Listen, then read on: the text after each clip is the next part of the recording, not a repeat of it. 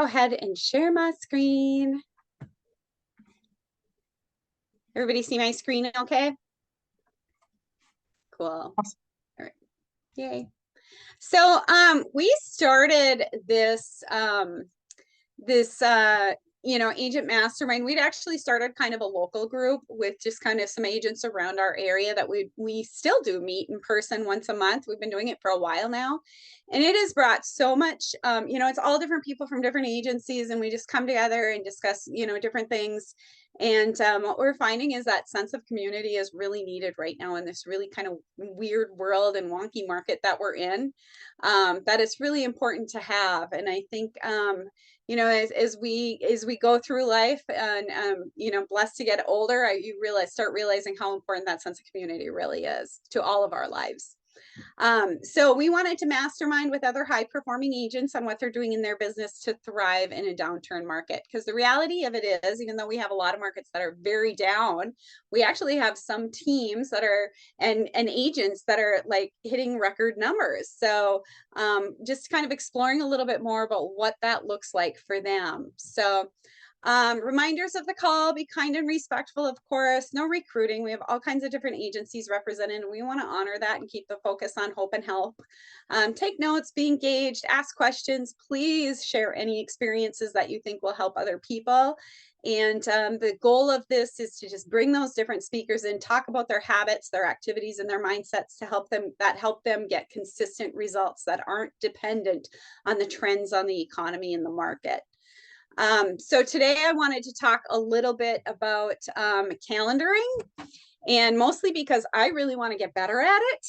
And I think anytime you want to get better at something, you start bringing awareness around it. I've been calling a lot of agents and asking them, like, what are your biggest problems in business right now? And a very, very commonly repeated answer is time management.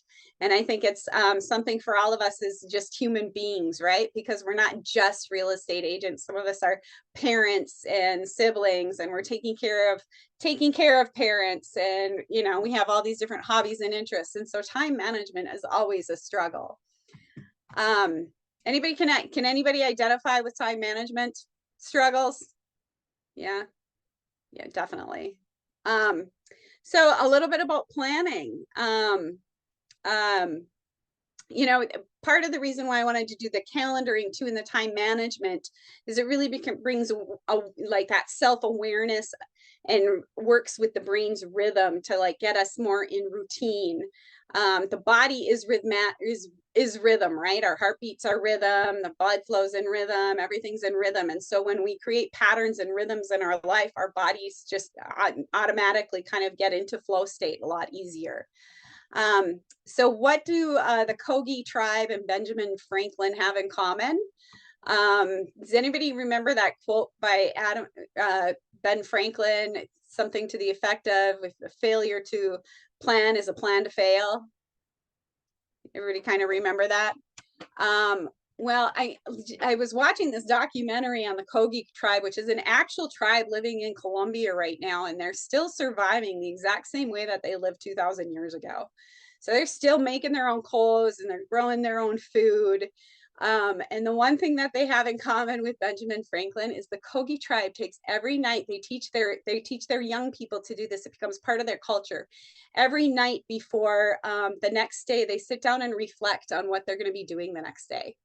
And now keep in mind, they're making clothes, they're growing gardens, they're digging in dirt, they're, working with the land, but they want to be really intentional about it. And that's why they're kind of taking that time to really focus.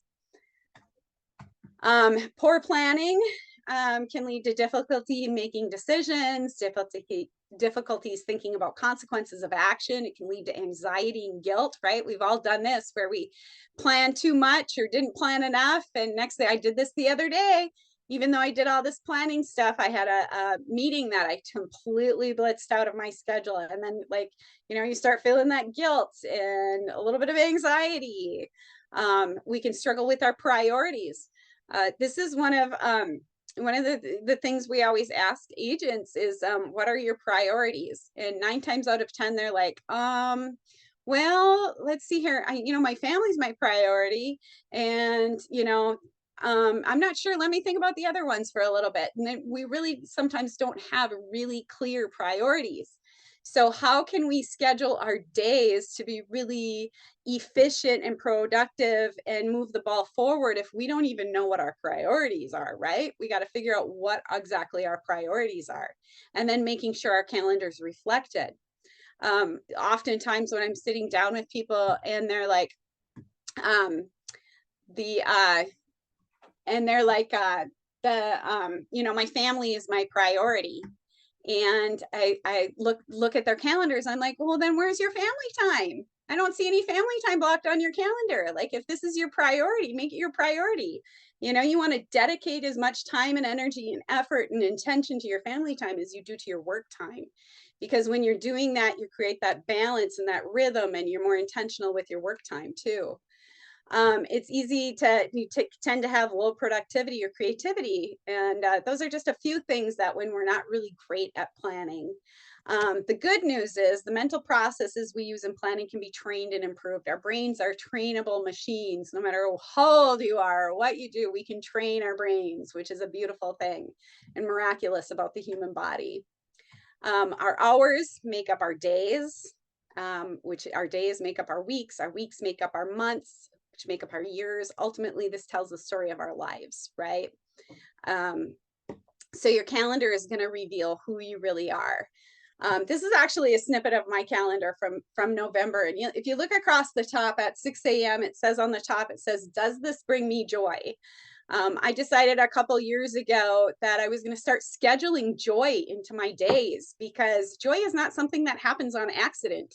We plan it, we intend for it, we have purpose with it. So for me, my joy is taking my dog walks, you know, with the dog. That is a beyond joyful activity for me that I structure into my day every single day. It also says, does this move the ball forward? Is this in alignment with my priorities? So when I'm reflecting on my calendar, sometimes I'm removing stuff off on there. I'm like, that does not reflect my priorities. That does not bring me joy. Why am I even doing that? I don't even want to do it. Why am I doing it? So really making sure that you are really clear on what your priorities are. Making sure that your personal and family time and your growth time is all scheduled out in there too. You know, we all say that we want to learn and we want to grow and we want to become different people. And then sometimes we fail, myself, I'm speaking for mostly, fail to put it into our calendar and actually schedule that time to become a better listing agent, to become a better buyer's representative, to increase our skills for honing in what we want to get better at. And you know, making sure not to forget about your energy breaks. We're big fans of Brendan Bouchard, who's a motivational speaker, and he recommends taking a break every 52 minutes. And it's something that we really try to encourage within our organization, because we know that taking those breaks is really essential for fueling your body with that energy, taking some moments, go walk around the house, do some squats, you know, refresh your water, like whatever it is to take that mental break is really important for a person's life. So this is the magical tip. I actually learned about this one like 5 years ago. And I didn't start doing it until probably about 3 years ago. I would start glancing at my calendar the night before and like thinking about it, thinking about my day the next day. Now I've been trying to get in the habit of doing it better. I'd say I'm doing it about 20%. I'd really like to get this number up to like 50 by the end of the year would be a great goal for me. I outline my day, what my day is going to look like the next day. And I actually put it in our Slack chat for our team chat because it holds me accountable. It holds me accountable. If I have somebody else that I feel like is going to, that is relying on, not necessarily relying on me, but they expect me to do that. It helps my team members to know where I am for the day. They see what my days are structured like. And the other thing that I do when I'm doing this is set alarms in my phone. I will, I can forget absolutely everything and anything. And I have a habit of getting engrossed in whatever I'm doing. And so if I don't have those alarms set to kind of keep me on track for what I'm supposed to be doing and where I'm supposed to go, it's easy for me to get derailed, right? And we live in this world, we're in constant distraction. Does anybody feel like they're just reacting to firestorms 90% of the time? Emails, calls, texts, we got our Slack messages, we got all kinds of these different platforms that are dinging and pinging and telling us, I need attention, right? And it's really easy for us to like derail our train for our own personal progress, and what we're trying to get done for the day. So your brain has higher cortisol levels in the morning. A lot of us know this already, and that's why they recommend lead generating in the morning, because we have more energy. We have more of that good stuff energy flowing through our bodies. They say save simpler tasks for later in the day. Our brains, our alertness, our memory are all linked to that rhythm in the body, and that's why it's so important that that routine is really important for rhythm.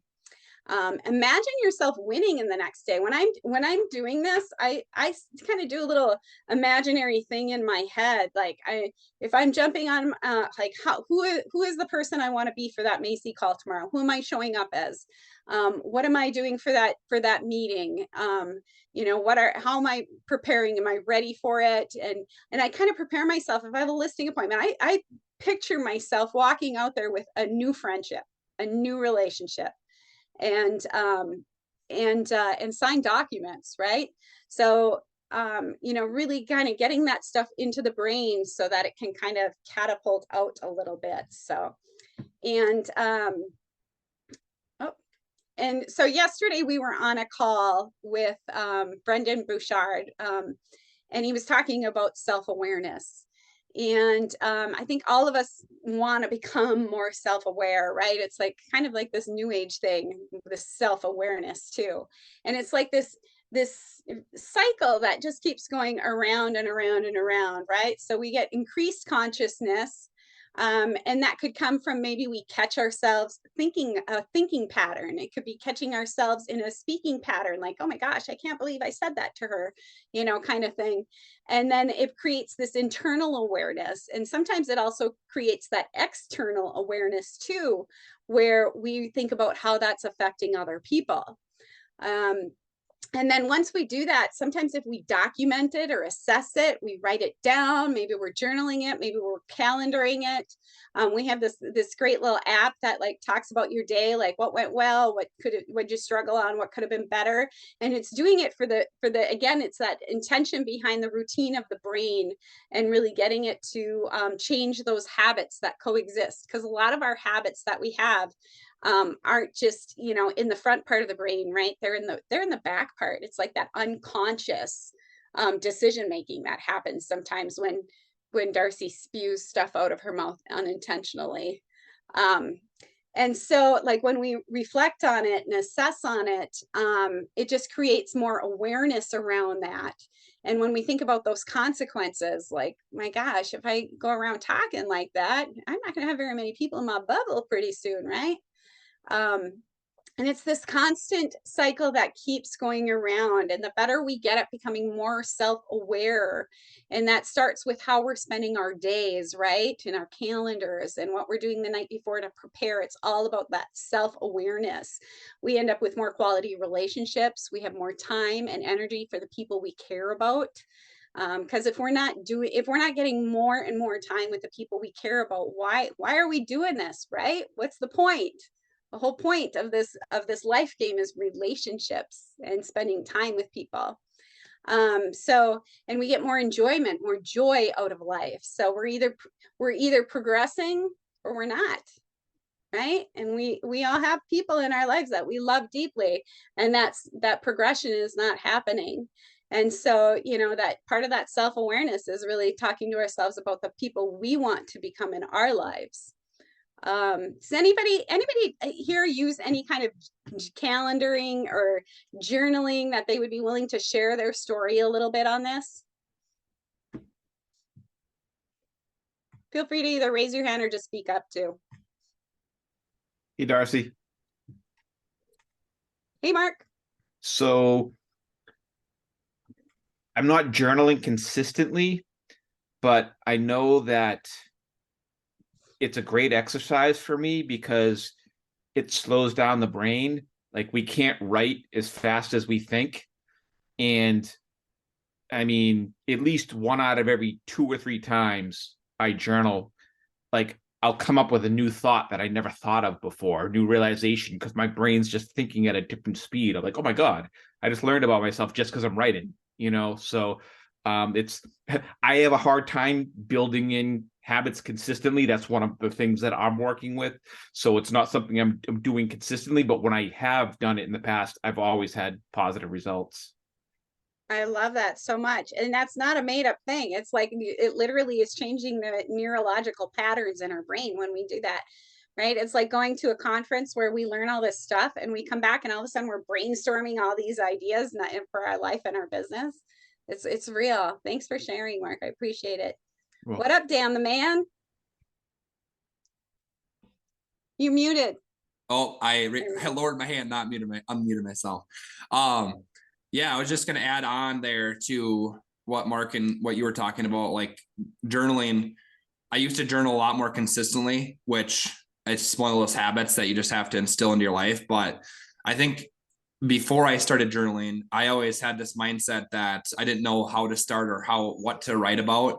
And a lot of people that I talk to who never have journaled before, they think it's kind of silly. They almost think of it as this thing like, oh, I don't need to do that because I don't have to, it kind of sounds corny, right? And they overthink what you actually write down while you journal, but that completely is the whole point of journaling, is to understand what's on your brain during that, at that time in your life, Absolutely. Absolutely. I agree. And isn't it crazy how we go back sometimes and read through those journals? And you're like, why did that bother me so much? I remember that just plagued my brain. And I gave it all that energy and it just wasn't that big of a deal. Darcy. Yes, go ahead, Tom Tom. here. Hello, everybody. My life ambition prior, as I got into college was to fly Navy. And I got accepted into aviation officer candidate school and everything was great until it wasn't. And they had a reduction in force. And I was one of the people that was selected out. My brother sent me this journal, a blank journal. And for days, what I'm trying to do is encourage anybody that has thought about doing it, but hasn't done it because you don't know what to write something. Because I started off with, what do I write? I don't know what to write. I'm so lost. I feel like I've been shot out into a cannon and into the night. I know I'm going to land, but is it going to hurt? And from that has come some really great things. And so you're going to get to know you better than you do. You're going to also identify, there's a book called The Alter Ego Effect, where you can identify your enemy within and find out that that's not really you thinking that. It's, oh, you're never going to, whatever. You learn how to fight off those demons and give them a name. And so instead of yelling at Tom, you're so stupid.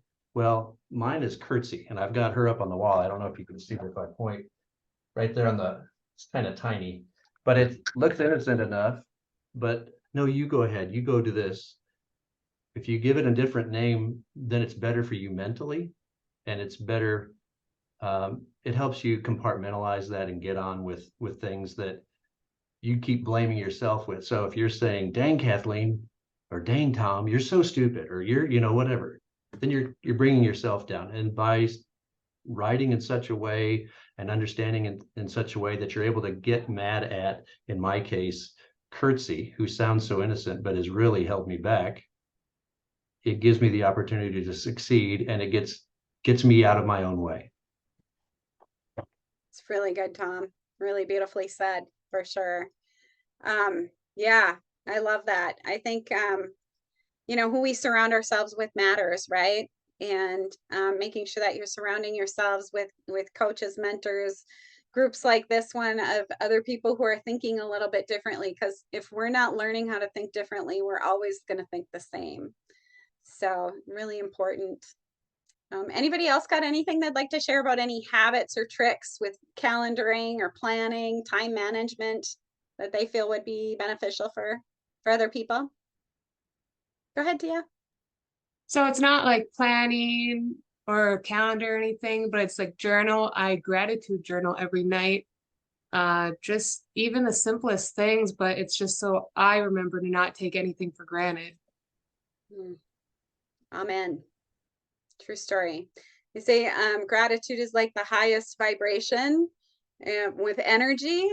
And so, you know, that's why they say, like, you know, that when we're walking around and all that, like the fear, the anxiety, the stress, the insecurity, all of those icky feelings we hold in our bellies, and all of the light and the joy, the love, the happiness, the excitement we carry in our heart. And they say the only way you can get them from your belly to your heart is through gratitude. And you start looking at every single feeling as a blessing to your life, and you gradually start moving that stuff up to your heart. So I think it's really important. It's beautiful. Anybody else? Well, then, with no further ado, we are going to introduce Dan the Man. He's a friend of mine from Wisconsin. He works for EXP, and don't hold that against him. Just kidding, Dan. I tease. But we don't care where you hang your hat. Nobody cares. Dan started his team in 2017. He's an avid hiker, traveler, and marathon runner. And he's generously sharing some time with us today on how he's planning on growth in a challenging market. You want to take a few minutes and introduce yourself, Dan? Tell us a little bit more about you. Yeah, thanks for having me on here. I'm unmuted now, right? Yeah. They were good. Hey guys, how's it going? I feel like I'm the odd one out here because there's probably a bunch of KW people on here and I'm on EXP, so I feel like there's shots being fired right now. But no. I was a KWer before, and I've bled red before, so I do love KW, and read all the books and followed the MREA model and the shift book and flip and hold and all sorts of stuff. So I've flown down to Austin and taken a lot of classes down there. So I definitely speak your guys' language, even as an EXP agent. So I'm Dan Jerseth. I got into the real estate business, like Darcy said, in 2017.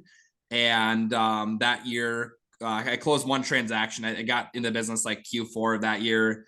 And then I was actually at just a mom and pop shop brokerage at that time, and pretty grew into one of the top producers there, and then switched over to KW and did the same there. Grew myself into doing about 40 to 62 deals a year as a solo agent, and then eventually switched over to EXP. But yeah, I guess what else do you want to know, Darcy? As far as, I guess I'll add something in why I got into real estate to start off with. I owned a moving company before I got into real estate, and I had a couple other random businesses, which is kind of an important part of my journey to kind of explain, because I learned the importance of having a really good team around you, right? Just surrounding yourself with really good people. And one of my problems as growing my moving company is I just felt like I was really struggling with that when I look back, but I didn't realize that was my problem when I was actually in the weeds of growing my previous business. And when I sold that company, I started it when I was 20. I sold it when I was 23 or 24, and then I got right into real estate. And the two reasons I got into real estate, number one, was because I felt like I was going to be able to have a bigger impact on people's lives as far as wealth building. I was going to be surrounding myself with people who really wanted to build a career, and I wanted to grow with some really awesome people. And the other side of things is I saw the ability to just scale and build wealth through real estate, which is cool to be able to help clients with that. And then also your own ability to buy real estate, which was super important to me as well. I bought my first transaction was to myself in 2017. It was my first property I bought, which now I have 42 units, which is kind of cool to say, because if you would have told me that 5 years ago, I would have been pretty surprised. So been able to do that. And yeah, that's a good sum up of what I've been up to. That's awesome. Dan, what are your production goals for this upcoming year? My production goal is 40. Okay. Is that for 40. you personally, right? Not your team, just you My personally? yeah, my so for me, we have a couple other, like I've got a lot of other stuff going on right now. So I've actually scaled that back, my production. So the first year I did one, the second year I did 24, and then I did 42, and then I did 62, then I did 93. And that's when I started kind of I had to build a team. Like there was no other option. I was actually looking to join a team originally. And there was just simply not it didn't actually exist a few years ago. Like that we didn't have a really a team structure in my area that fit what I wanted. So I would have gone that route and ended up building my own team. And now I'm a lot focused on the team aspect of it than production, but still 40 transactions a year still takes a lot of focus and drive to get to that number. I still like selling real estate as my it's still my primary number one income source. So Yeah. Well, if you're doing that, managing, would you say 42 or 47 doors? 42 right now. 42. And So you're flip. managing 42 doors and you're running a team and you're selling 40 units. So time management has to be a big deal for you. Yeah, but that's my daily struggle. I mean, I heard you talk about that yourself, how you have priorities in your day, how important it is to calendar. And I can't even stress enough about how important that is throughout your day. And I just talked to an agent yesterday, actually, over a Zoom call, and we were talking about she just feels so busy, right? Like we all feel so busy all the time. And I'm in the same boat because I could say the exact same thing about my calendar. And she's comparing herself to myself. Well, I can compare myself to somebody who sells 1,000 houses a year. And okay, what am I doing wrong? What am I doing wrong with my calendar to not be able to do that? Right. So that we all can relate to that busy feeling in our calendar. We're all at just different levels within our business. And it's always a daily struggle to make sure you're actually not distracted. And I have a very like social media for me is one of my arch nemesis, right? Like scrolling through social media, everybody has their own little distractions that they get a hold of and kind of cling on to. Yeah. So how do you overcome that? What are you doing to retrain your brain on the distraction of social media? I mean, social media, I try to use systems and tools, right? Like that's a big KW thing, systems and tools and creating guidelines. So I have a app blocker on my phone to block me after a certain time on my phone. But I still go into the app blocker and sometimes pause the blocking ability. So it's just like, it's a struggle still, but that's what I do. So after a certain time of night, for me, sleep is really important. And after a certain point in night, my phone blocks me off my social media, and then I actually realize what time it is. Sometimes I don't even realize. I'm just like kind of just sitting there. If you're watching a good movie, like everybody can relate to, like you're like half an hour away to the end of a movie, and you're just like, I just want to finish this. That's kind of how I am on social media. It's like, oh, I feel like just one more scroll here. I get it. I have been off social media for like 3 or 4 months now. I'm so jealous. But I need to like, I realize it's a necessary evil for business. So I realize like I need to find that balance. So, but yeah, it's a big deal. It's a reality of the world we are living in, isn't it? Right? Absolutely. What do you feel are your top 3 priorities that support the goal that you set for yourself? Yeah. So I was thinking about this before I came on here, and it's kind of funny how much you talked about time blocking in your calendar, because that's my number one top thing is time blocking my calendar. If you look at my calendar, it looks very similar to yours. And I actually do it a little bit differently. I have it color coded. And my most important thing is lead gen every day, right? If I can do that, if you guys ever read the One Thing book, what's the one thing you can do to make everything else easier or unnecessary, I think is how the quote goes. So I thought about that as I built my calendar, and my lead gen has been time blocked in my calendar, I think for 3 or 4 years now, from 9 to noon. And that's probably not the answer that everybody wants to hear, because everybody's like, oh yeah, lead gen, we've heard it so many times, but that's my one thing. That's my top priority. My second priority is hitting my 20 contacts a day, which those things go hand in hand with each other. I know if I can time block, I know if I can hit my calendar or my contacts on a daily basis, everything else is going to kind of take care of itself. I'm going to get lucky, right? Like, you guys have all heard the quote that hard work gets you luck. It's that aspect of, I know if I hit 20 contacts a day, I'm going to get lucky at some point, you know? And then the third thing, which kind of goes into one of your other questions specifically, is practicing scripts on a daily basis is my third priority that I have right now. And especially going into this market where I think this last year, 200,000 agents got out of the business. And I think this next year, they're expecting more agents even yet. Okay, it's time to make sure I'm success leaves clues, right? I'm gonna see who's made it through other hard times like this. I'm gonna do what they do. And if they tell me to time block and do lead gen and work on scripts, I'm gonna do those three things. Somebody has their hand raised. Yep, Mace.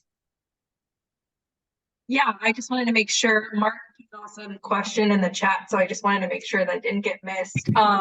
He asked Dan, what are some of the primary activities you use to grow in those first couple of years? So obviously you're talking about lead gen. You know, is there anything else like activities wise in terms of prospecting or whatnot that you did in those first couple of years to grow so big, so fast? I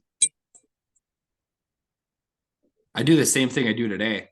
I time blocked my lead gen and made 20 contacts a day. How I've done my lead gen and how effective I've been over the years has gotten a lot better. So I have to make less contact for how many closings it gets to. Actually probably is going back reverse in this market that we have, because I'll probably have to start making more contacts to have more sales. But that was Mark. Mark, I would say find something where you're going to get business. My coach early on, I was very big into building my database, right? Like database, which is how I kind of scaled on like year 3, 4, and 5. But those first 2 years, your database isn't going to be mature yet. Your database isn't going to necessarily think of Mark the second they think of real estate yet. It takes a couple of years before your database matures, and all of a sudden you start to get a very predictable database return, right? So those first 2 years for me, and I hated my coach, and I fought him on this for the longest time. But let's think of who needs to sell a house right now. Mark, can you think of somebody who needs to sell their house right now? Someone who needs to sell their house right now. Or has they have their hand raised and they want to sell their house? Actually, yes, I do. I can. What is it? It's actually an Op City lead that he's downsizing. He can buy before he sells, and he's not going to sell until he has a place under contract. And I just met him the other day. I didn't get him to sign with me, but now I need to show value, and because he's got like a couple different agents just sending him properties. So I just have to find a way to, how can I stand out and make him just want to work with me? Yeah, I love that. I was actually, I probably asked that question really dumb, but I was thinking of a lead source that we know of that needs to sell right now or wants to sell right now. And the lead source I'm thinking of is FSBOs and expireds, right? Okay, I got you. FSBOs and expireds. There, think if we were financial planners, how awesome it would be if we had 40 people, if they had 40 people raised with their hands that needed financial planning right now. They don't have that luxury. Real estate agents actually have the luxury to know, probably in everybody's market, you have 30 to 50 plus people who have their hands raised that they need to sell or want to sell, or they tried to sell recently through probably the past 6 months of data on expired listings, right? I bet there's probably 40, 50 plus of those. I just double-sided a $650,000 double-sided 650K expired listing. I followed up with them for 6 months. They finally listed with me. And after 2 months, I double-sided that. I tell you what, when you work on something like that, it makes a huge difference in your business, because if you can close 10 of those expired listings throughout the year, that makes a huge impact on your business throughout the year. So that's really how I did it my first 2 years is I scraped by just getting scrappy and getting those expireds. Plus you have a lot of time. So door knock them, send them a handwritten letter, call them, whatever you need to do to get in front of them, get that appointment. How many touches do you think it took before they finally gave you an opportunity? This one wasn't that bad, probably 10 to 15, plus sent them a letter in the mail. Nice. Appreciate that. How do you hold yourself accountable, Dan, for making sure your priorities are showing up in your calendar and in your life? This one's pretty simple for me. It's just everybody around me that I work with. You know, the way I've set myself up, it's just almost impossible to slack on anything because you have so many people around you that are either relying on you or you're holding them accountable and they're holding you accountable, right? It's just it almost doesn't seem like accountability when it's just a way of how you're structured, you know? Yeah. And that's part of the reason why I put that into our Slack, my schedule for the next day. And I also want it, I'm hoping that when everybody else sees it, they're like, oh gosh, what am I doing tomorrow? Right. And start thinking about their days as well. So I love that accountability. Yeah, Darcy, I would say when I was a solo agent, I had a coach. So that coach just every single Wednesday, he pissed me off quite a bit.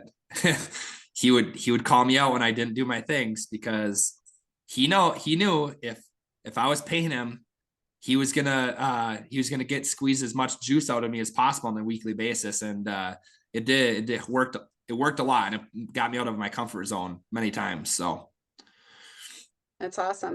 I love it. Well, we don't grow if we're not uncomfortable, right? It's like cleaning a closet and you pull everything out and the room is a mess. And it's got to get messy before it can get clean and reorganized, right? And we're kind of the same way. So we got to have change. Do you use a GPA or a GPS, or what tool are you using for your business planning? Yeah, so GPS, GPA, whatever you want to call it. So goals, priorities, activities. My goal is obviously 40 units within my sales business. And my one priority is to get listings, right? Like that's my one priority. My actions that I take, I do expireds. I really don't call FSBOs anymore.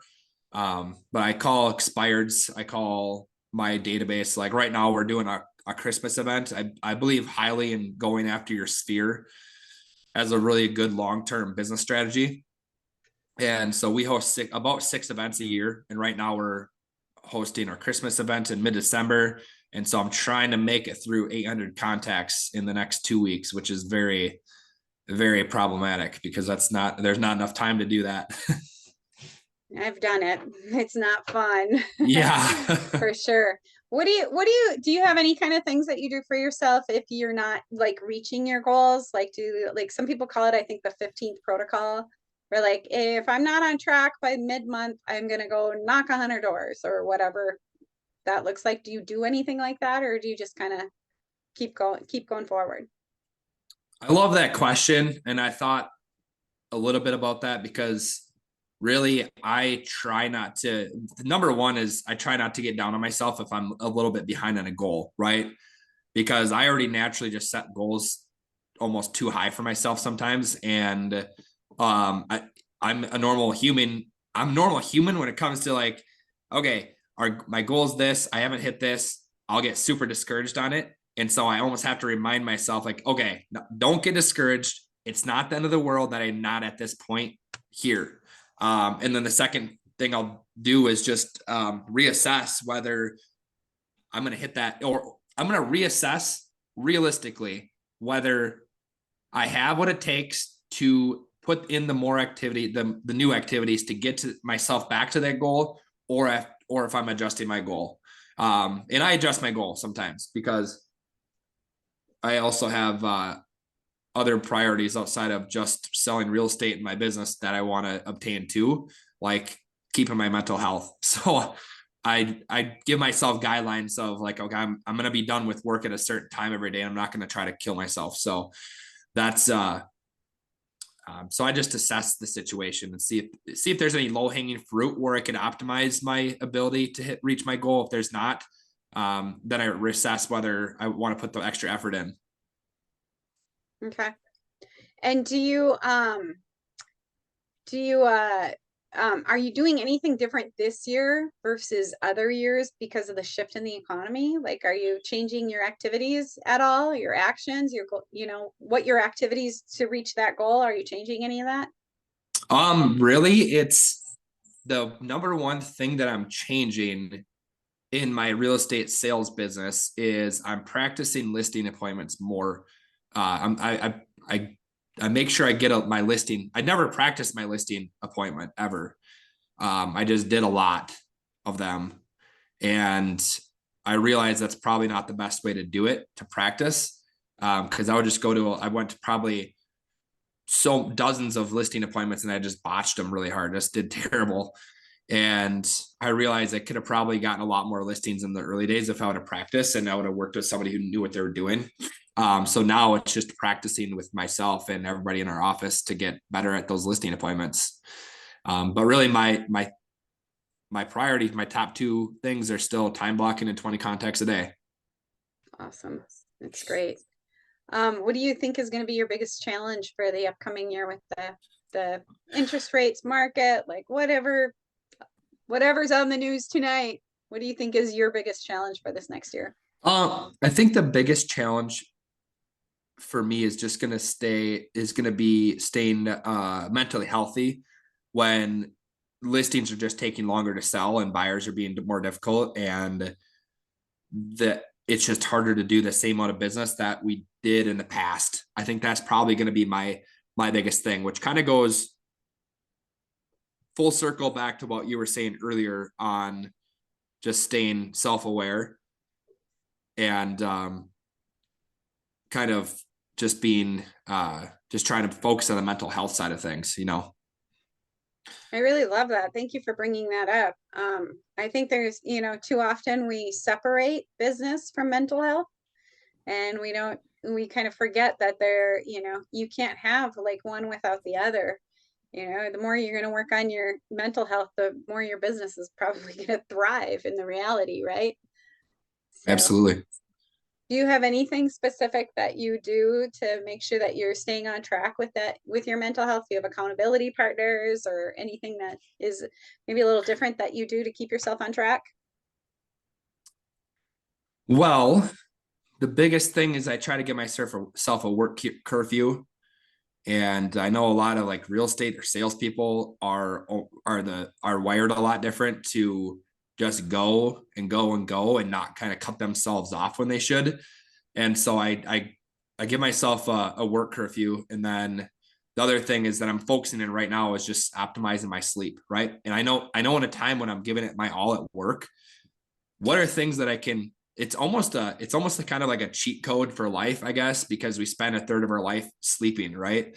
And it's something we all have to do and we're going to be doing. Why not optimizing it? So in our team meeting this morning, we all discussed on how to optimize our sleep. And a couple of things that I truly believe in that I've been doing recently is I bought these smart lights. And this is kind of completely side railed off of business, but I think it's still important. I bought these smart lights, and these smart lights actually give a red hue. So you guys can see like your computer screens are giving a very blue light to your eyeballs right now, which is actually messing with your whole circadian rhythm. And so naturally for 99% of humanity, we didn't have this thing called electricity, and it can have a huge impact on your ability to be focused during the day, your ability to optimize your work and be mentally healthy, lose fat if you're trying to be healthy in that side of things, put muscle on, cognitive function, be there for your family, be there for your business and your clients. Like there's so many things that your sleep affects. I think it's the number one least talked about thing that can have the biggest impact on your life if you actually put a little time into it. So those red lights, you actually can dim them. There's blue light and then a red light. You can kind of swipe on your smartphone to give yourself a more red hue, which is supposed to allow yourself to get back into the sleep rhythm right before you go to bed. So I believe in that's my probably number one thing I'm focusing on, because sleep will definitely help you handle stress better. I could not agree more. I think, not everybody on this call is in the northern part of the United States. Some are from other places, but in the northern part of the United States, everybody starts closing up and it's dark at, it's 4:30 and it's dark outside.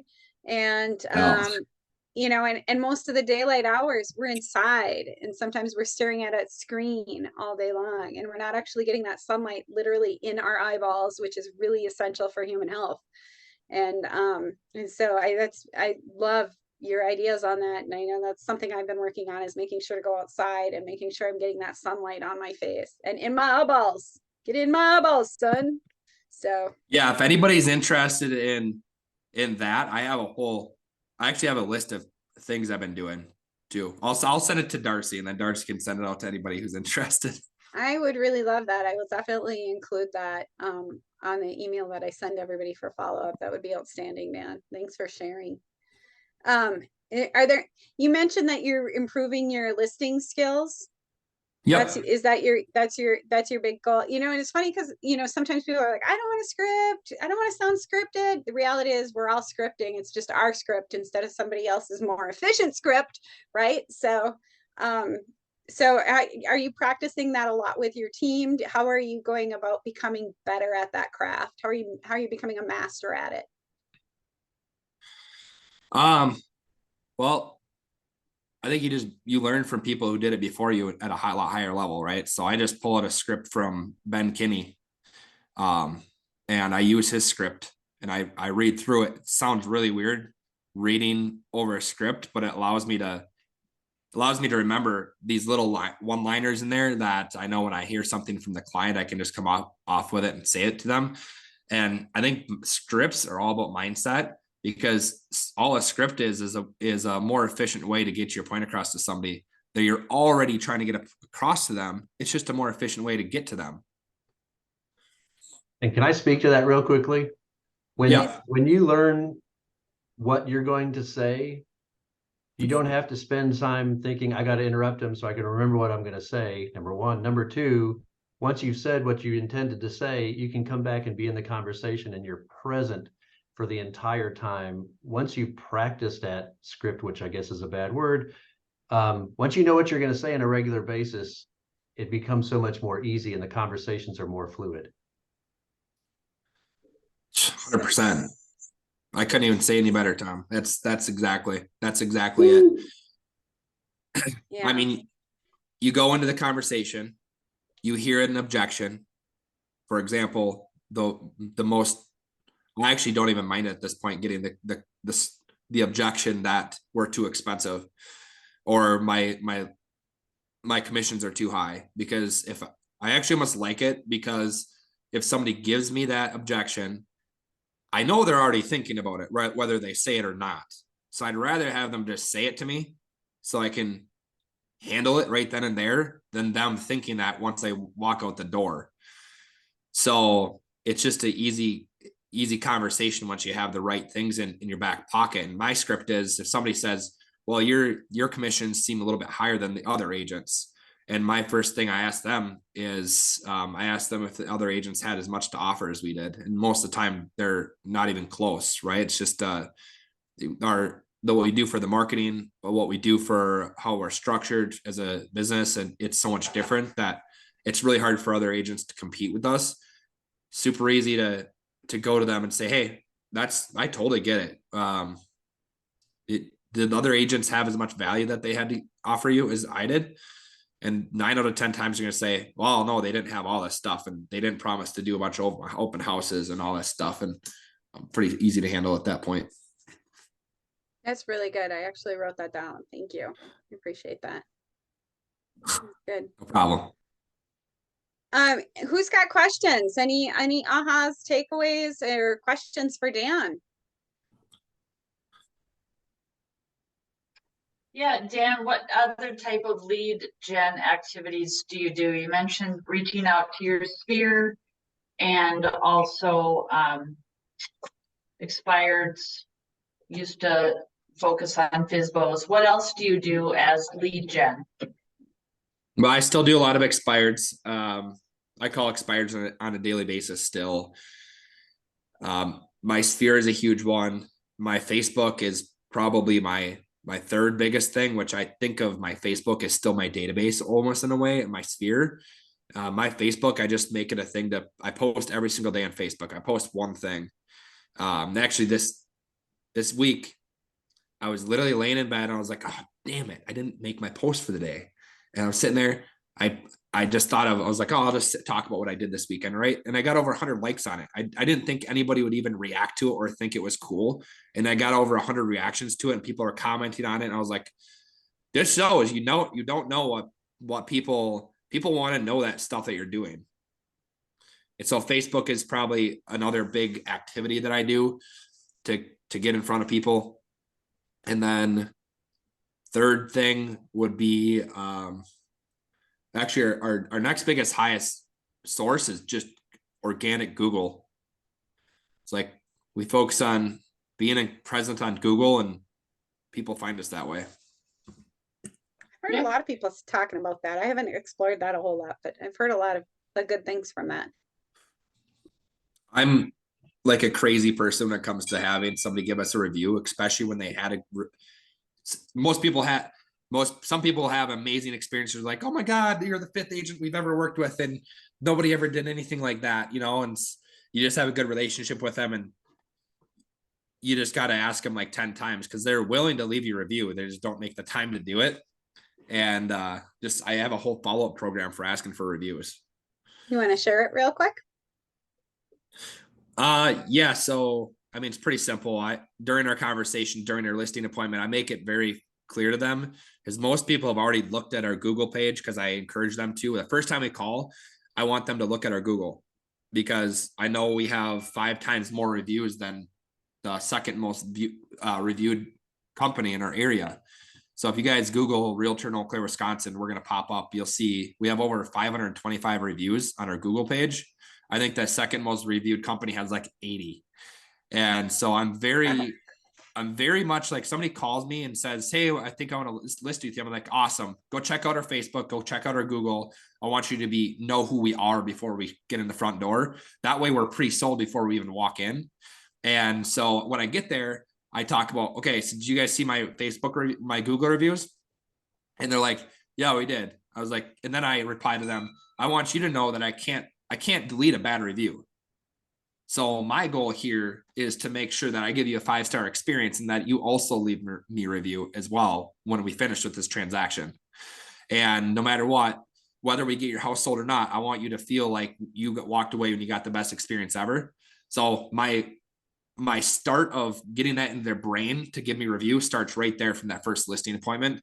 And then I'll usually pepper it in throughout the process. And then day of closing, I'll ask them, hey, how'd everything go? And they'll usually be like, that's awesome. And I'll ask them, would you do me a favor? Most people look us up and find us on Google. Would you be able to leave me a review on there? And then they usually don't. So I have a review. I have a follow-up a week later, 30 days later, 60 days later, 90 days later, and 6 months later, I'll follow up with all my past clients and it's not primarily to check to make sure they left me a review, but that is part of my process during my follow-up with them to go on my Google and see if that person actually left me a review. And if they didn't, I make sure to sneak that in there to ask them to leave me a review and send them the link. Because if I can send them the link and ask them 8 times, I'm hoping at that point that they're going to finally do it.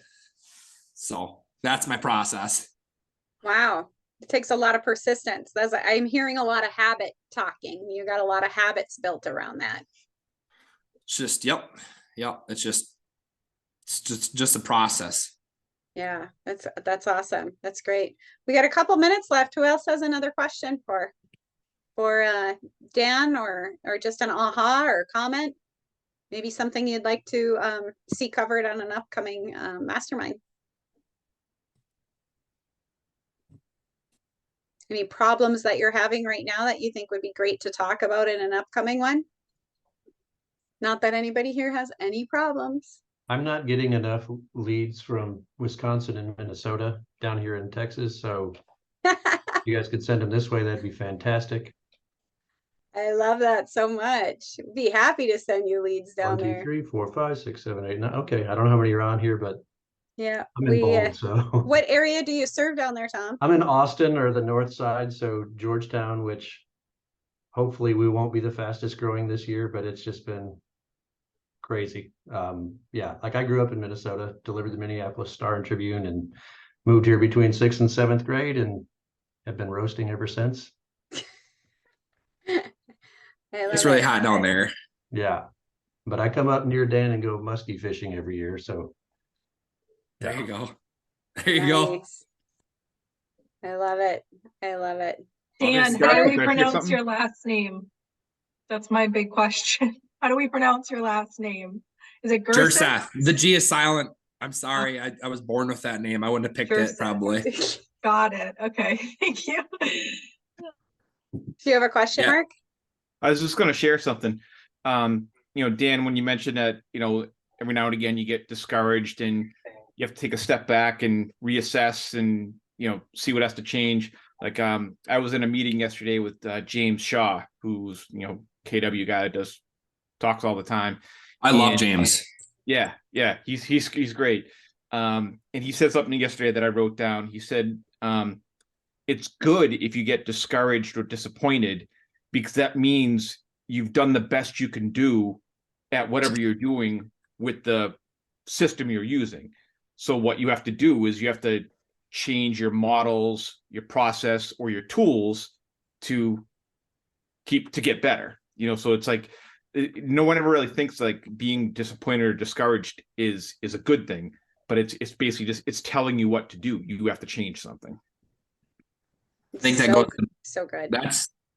That goes back to being self-aware too, Mark. Like just being aware that being discouraged is part of the process is so powerful to know. I heard a quote recently that 80% of the time you feel like you're going backwards, or it's 80% of the time you feel like you're standing still. 15% of the time you feel like you're actually going backwards, and then only 5% of the time you actually feel like you're getting somewhere. And like going through my head, like, okay, that's the expectations I have now, even though, okay, I can't use that as an excuse for literally always going backwards, but even though I know I'm inching forward, knowing that a lot of times I'm going to feel like I'm going nowhere or backwards.